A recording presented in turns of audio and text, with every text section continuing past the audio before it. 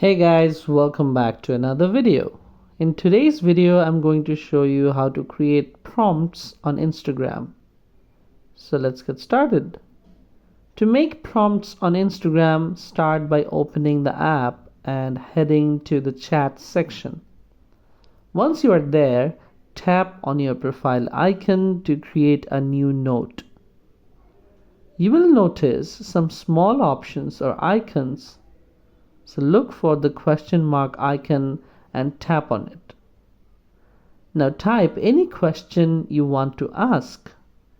This will serve as your prompt. Below that, type your answer. Once you are done, tap on share.